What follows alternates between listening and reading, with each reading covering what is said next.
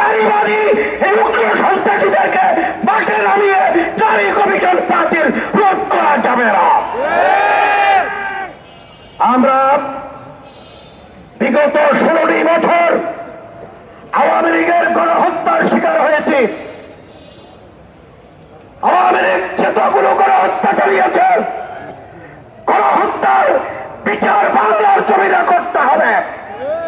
আমরা লক্ষ্য করছি আজকে 9টি মাস অতিক্রম হয়ে গেছে, কিন্তু অন্তর্বর্তীকালীন সরকার দৃশ্যমান কোন বিচারের ব্যবস্থা করে নাই। আজকের এই সমাবেশ থেকে স্পষ্ট দাবি জানাতে চাই, শাপলা চত্বরে যারা গণহত্যা চালিয়েছে তাদেরকে ফাঁসিতে ঝুলাইতে হবে।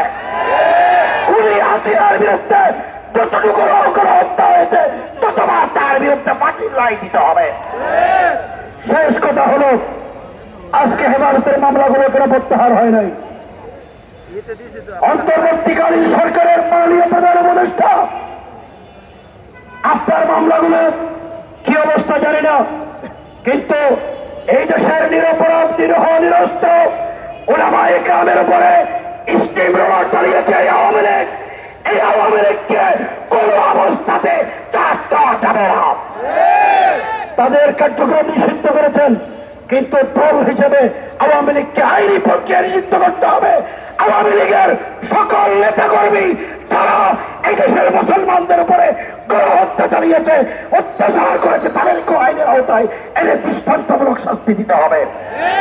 এই দাবিতে নিয়ে আগামী দিনে হেফাজতের সকল কর্মকাণ্ডে কর্মসূচিতে ঐক্যবদ্ধভাবে শরীক হওয়ার আহ্বান জানিয়ে আমার বক্তব্য এখানে শেষ করছি।